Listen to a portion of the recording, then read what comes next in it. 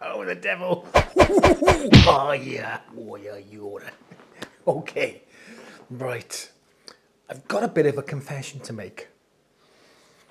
A few videos or a few months ago, I did a review on an amplifier I bought, the Marantz NR1200. And I said the reason I wanted to buy that was because I didn't want to have all these speakers around the house. I just wanted a nice 2-channel or 2.1 channel stereo receiver that can play movies and got HDMI, and that's why I bought the NR12. But unfortunately, I am full of I've gone to the dark side. Good. Well, so I've got on board one of these, a Marantz Cinema 70S. It's got more connections than you can shake a stick at.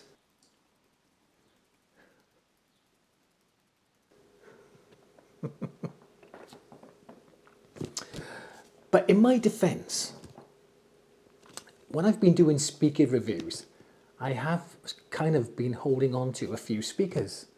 So I thought, well, I've already got the speakers here already hanging around the house doing my wife's head in.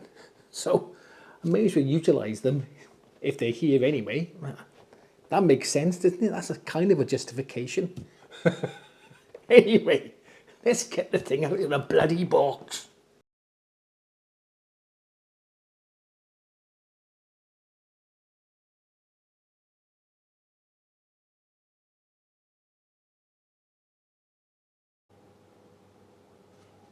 Normally at this point, I would just show you me taking it out of the box.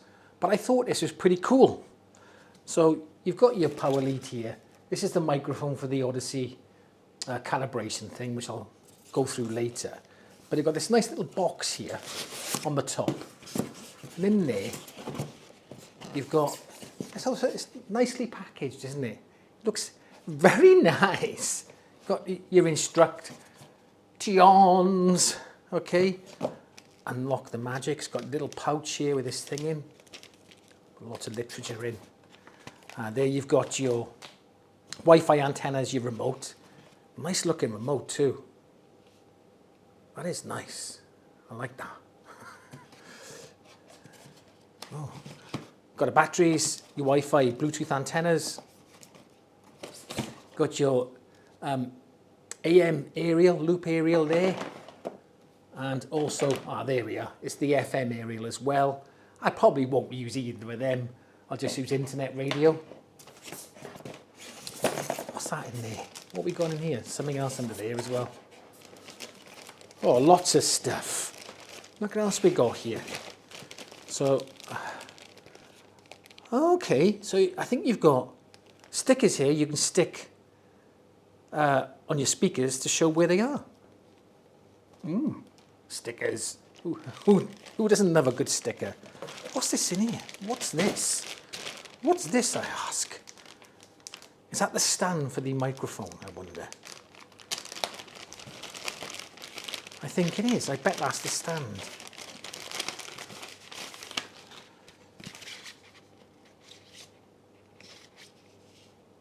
Yeah, so it looks like you make a little stand here.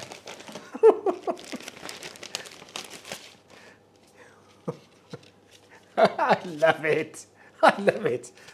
That's a little stand. It's got to be for, I reckon, it's got to be for the microphone, isn't it? And it goes on top there. We'll have a look at that in a bit as well. Today, children, we're going to build an Audyssey microphone stand from these pieces of cardboard I've crafted from a cornflakes packet. Obviously not. But I am going to put it together just to see what it looks like. Now, let's move the camera so you can get a better angle. Okay, we got the feet, open that up, plop. Thus so. Then we've got, on here it says A to B, B to B, C to C. Oof.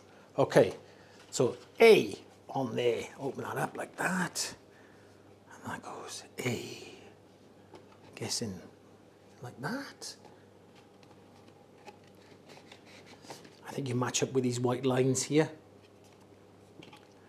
Okay, so far, so good. Then we want B to B. And you line these up, and I think you push that in there to fix it. Right, let's get that in there. And then I think you bend that in, is it? Like that. There we are, and that's fit. Oh, that's easy. There you go.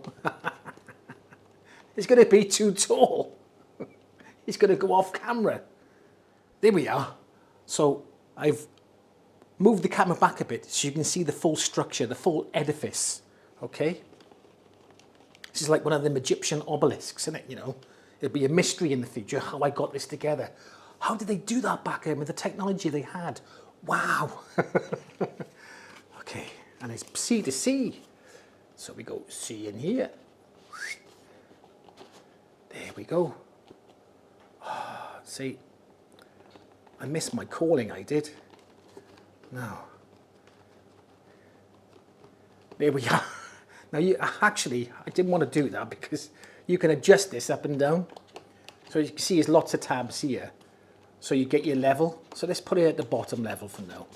So at least I know I can get it in the shot of the camera. Right, let's put it here. Okay, pop that in just to hold it in position. And then what you do, okay, you got a little slot here, and then you put that in there like that. That's so, and then twist it so it angles in them slots. And there you go. Ta-da! 3, 2, 1.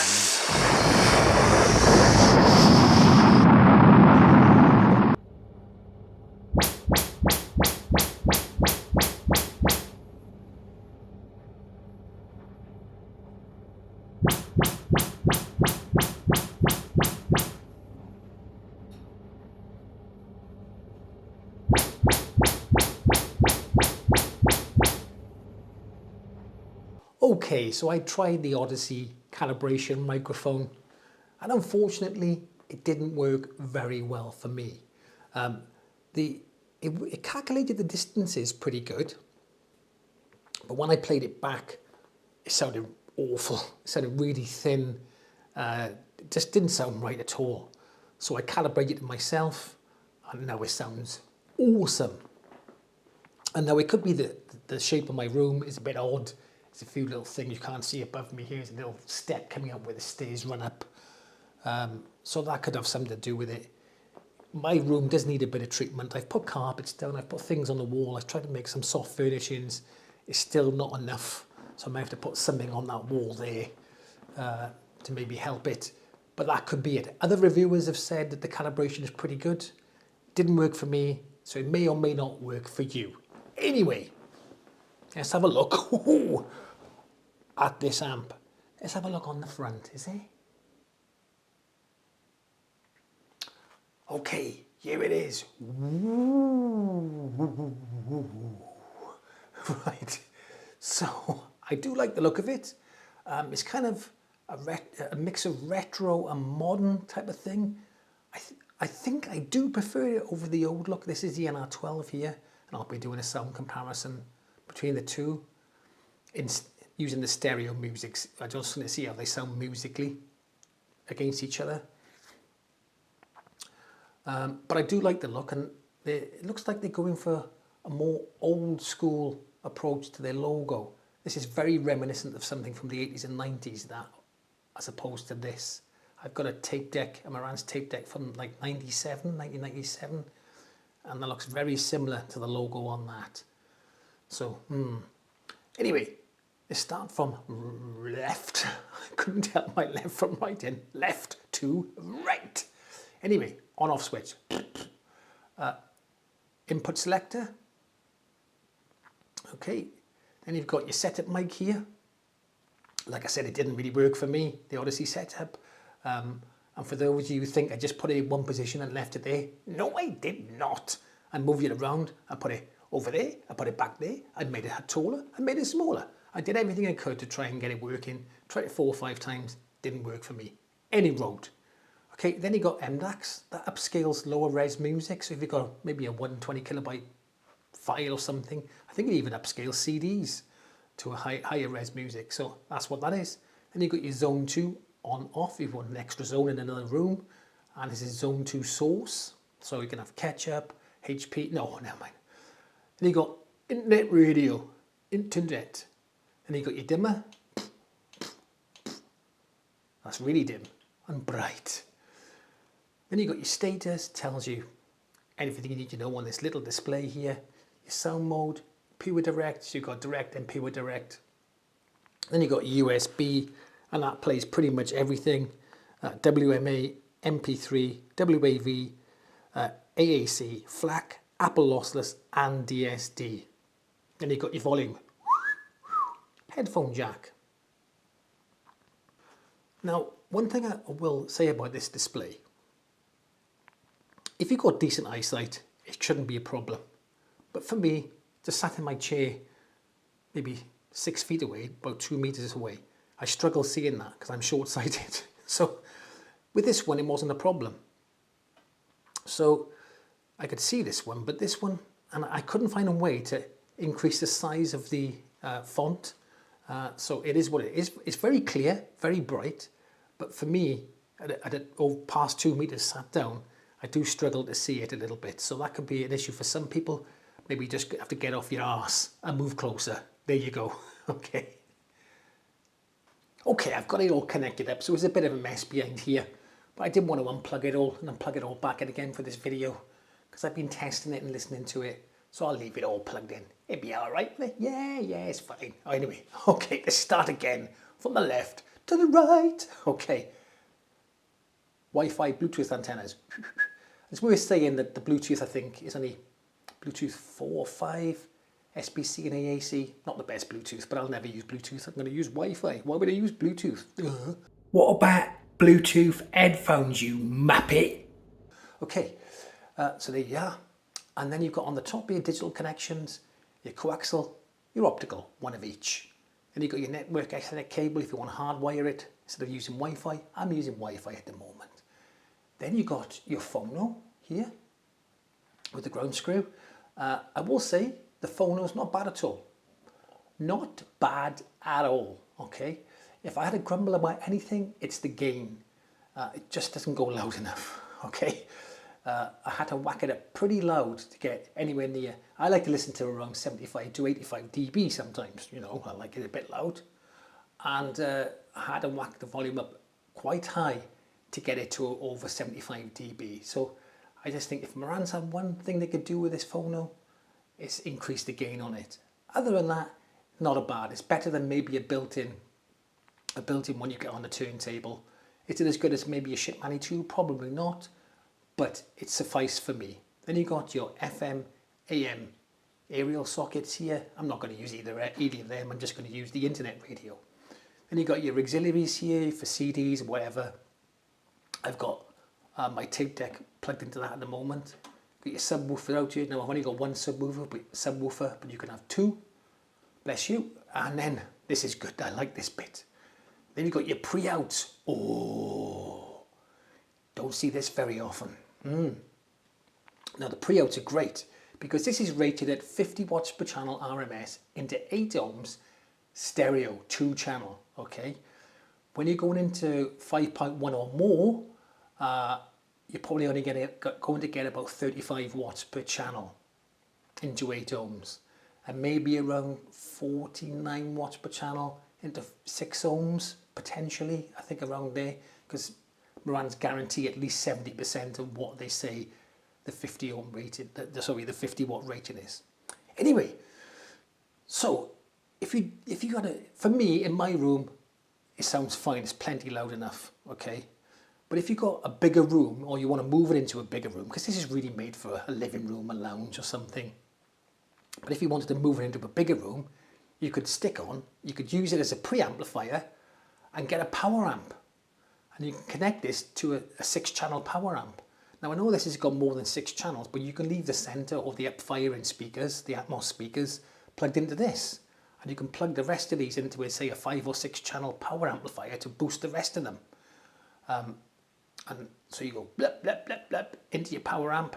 Something like maybe a Rotel 6 channel power amplifier. I think Emotiva do one as well, a 5 channel or 6 channel. Plug it in there, bam, and away you go. More power. Ooh. Okay. And also you got this DC out. Now DC out, you can plug a lead into there, into the power amp. And what I'll do then, when this comes out to standby, it will take the power amp out of standby and vice versa. Lovely. Okay, then you got your HDMI here. These are 4K on this side. There, right? And HDCP 2.3 on this side. You got the 8K. You're having a laugh, aren't you? So if you're a gamer, you can plug whatever machine you got in there, bam, and away you go. Then you got your 8K HDMI, HDCP monitor ARC and eARC. Ooh, and like I said, can you see that? It says Dolby Vision and Dolby Atmos compatible. Lovely. Then you got all your speakers here, center bare, surround, up-firing, whatever. There. Marvellous. I just noticed something a little odd. In the manual, by here, around about here somewhere, it's got a flasher in jack. Now what a flasher is it's not one of them. Okay. Basically what the flasher jack is, you can put an IR repeater and plug that in there. So basically it's an infrared repeater. So if you've got this, say in a closed cabinet, you can plug it in the back of there and put it in the room somewhere, in the living room or whatever. And the remote will still work even though the front panel's covered up. Or say for instance, you've got an obscure room where the remote can't quite reach it, or you're quite too far away, or something like that is out of reach. These flasher jacks, where you can connect an IR repeater, comes in handy. It doesn't matter for me, I'm sitting pretty close to the amplifier. But it's odd that it's been omitted from this one here. So if any of you do have this amplifier, please let me know. Do you have a flasher in jack around about here? There. I just want to quickly show you the remote. Okay, it's a large remote. It's busy, but not too busy. It's quite well laid out, easy to read. You've got your inputs here, volume, etc. Enter, play, forward, rewind. You got your inputs at the bottom here, sound modes. You got movie, music, game, and then you got your pure direct or direct. So you can bypass the tone controls and stuff like that, all that nonsense. But what I thought was a great feature, and I think every single remote should have this in the world. There's a little button on the side here, and you just plop it on. Let's get it in the center, and it lights up so you can see in the dark. You're sitting there watching your movie, and you've got to look at it, maybe put a light on your phone to see where the flipping buttons are. Not anymore. I just go, yoink, marvellous. Well, getting a bit too excited, calm down.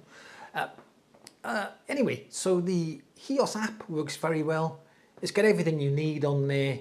Amazon Music, Spotify, all the other jazz, tune in, internet radio, you can play music for or whatever from your own device. And I didn't have any dropouts or problems with it, so that worked really well.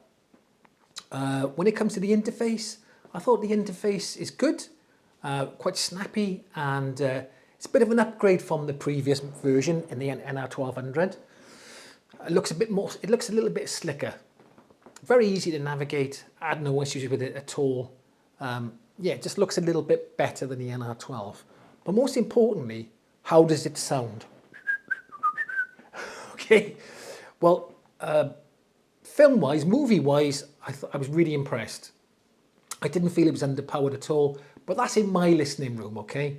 If you've maybe got a huge room, you may need a power amplifier with it or get the model up with a more wattage. But in my listening area, it was really good. Watched Top Gun Maverick. Oh, good film. Oh, And wow, the plane's coming over and it's going behind. It was just fantastic. I don't have the biggest subwoofer, it's only an 8-inch subwoofer, but the bass was plenty. And the separation of the sounds was great. Really enjoyed watching movies through it. But what's more important to me is how does it sound musically? Because I listen to a lot of music through various sources, and that's really important for me. And that's why I bought the NR1200, because it's pretty good at playing music, okay? So I've done a couple of songs, just a couple of tracks, just to give you some idea.